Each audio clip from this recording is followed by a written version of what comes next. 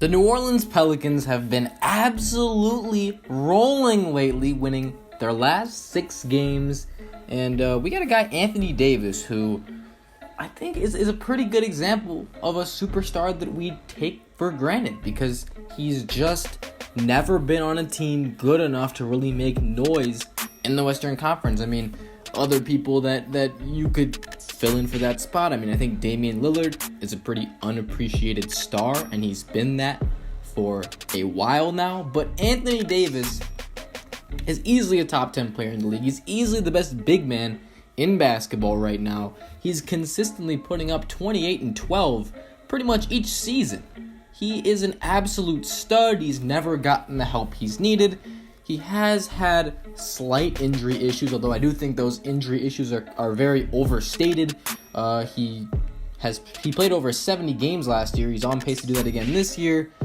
So he's looking good, and he's averaging 36 points per game in February. In his last 5, he's averaging something like, it's like 40, maybe? Is he averaging 40 in his last 5? I don't know, but he had 53 points last night to go with 18 rebounds, 5 blocks, 16-29 from the field. 2 games before that, he had 45 points, 17 rebounds, 5 blocks, 5 steals. The game before that, he had 42 points, 15 rebounds on 15 of 18. It's just wild. He had 38 and 10 the game before that, and 44, 17, 6 and 3 the game before that. All of these games, wins. This giant win streak he's on, he's been absolutely tearing it apart, and the New Orleans Pelicans, currently in 5th, have a really good shot at like a 3 seed potentially if this level of play is to keep up. Now, I don't know if I would rely on that to happen or expect it to happen. He's been playing amazing, and because of that, the team is winning. But I don't think that he can sustain this level of play for the rest of the season. The guy's great, obviously, but he's on fire right now, and I don't expect this to be, like a default for him this year. Either way, though, the only teams in front of them, I mean, there are 2 teams in front of them they could pass. The Spurs are a game and a half ahead, and the Timberwolves are 2 games ahead. The Timberwolves just lost Jimmy Butler. They're going to lose more games. And the Spurs, they've been kind of slumping too. I mean, they've only won 4 of their last 10. They got a huge win against the Cavs, but before that, they'd lost like 6 of the last 7 or something like that. They had been slumping, and the Pelicans surely have a shot at a top 4 seed. And I'm seeing headlines saying, like, is Anthony Davis an MVP candidate? Could he win MVP? Look, I mean, if we're making, like, a top 5 MVP candidates in the league, sure, you could throw him on there because he's been so good. And without DeMarcus Cousins, he has still, managed to keep his team in a good spot.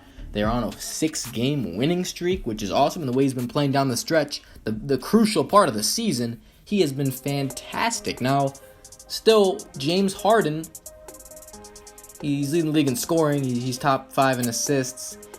And he's also on a team on a 13-game winning streak, best record in the league.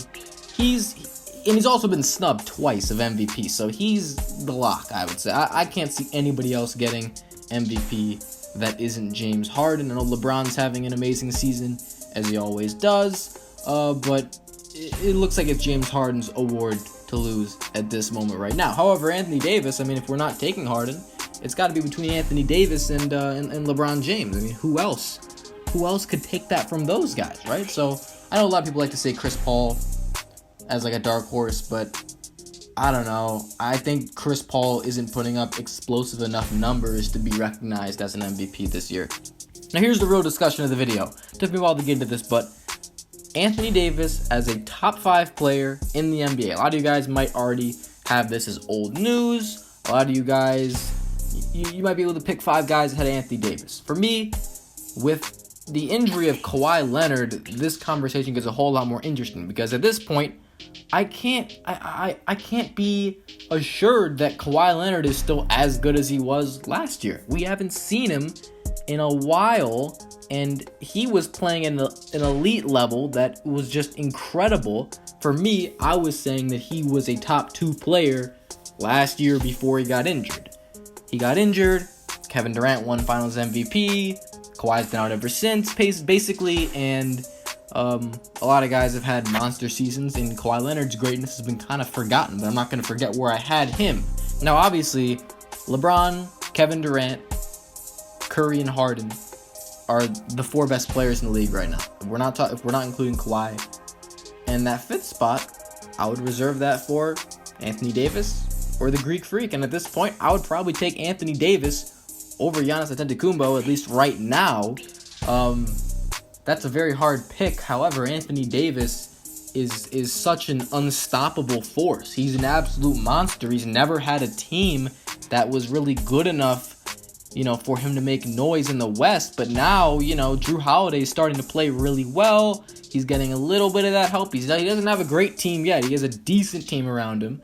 But things are starting to get better for him, and you're starting to see what that can do. When you put better players around this guy, guys that can help this guy, and also take attention off him, he will become even more of a problem. And that's what you're seeing. Jrue Holiday's having monster games too. He's being a second guy that the defense has to pay attention to, and when you don't have another guy doing that, Anthony Davis is easier to guard. But with Jrue Holiday on the court too, it becomes a lot harder to contain both of them if they're both on point, and that's exactly what you're seeing. Now, I would probably have to take AD over Giannis at the moment because I think Giannis probably does have a slightly better team around him. He's got a 20-point scorer in Chris Middleton. He's got a good point guard in Eric Bledsoe. Jabari Parker just came back from injury. The Bucks have been rolling too. I can't, let that fact slip away. The Bucks, they're 33-26. The Pelicans are 34-26. So they're just a half game better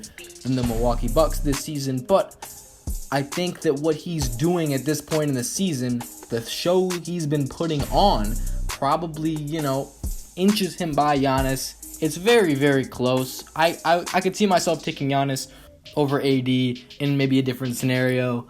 Maybe, a week ago, if you asked me, I might take Giannis over AD. But it's always been really close. And I think that with what AD is doing right now, you're really seeing what the guy can do. And I don't know. I honestly think that he's probably harder to handle than Giannis. And that might sound crazy because Giannis is so hard to, keep in check. He's a guy that can get to the rim at will without having a great jump shot and still dominate a game. But Anthony Davis does have that jump shot. Anthony Davis is a big man. From, looking at his skill set, he has essentially zero holes in his game. He is an elite mid-range jump shooter. He can even hit the three-point shot. He's a great shot blocker. He gets steals. He plays great defense. He's a big-time rebounder. He can play in the post. He can go up and catch lobs. He's got that athleticism. He's huge. He literally is capable of doing anything. He can even dribble the ball and shoot free throws really well also. I mean, it's unfair how good he is. He also can play the 4 and the 5. He literally doesn't have a weakness as a player. It's really hard to find, Anthony Davis could be a lot better at that, right?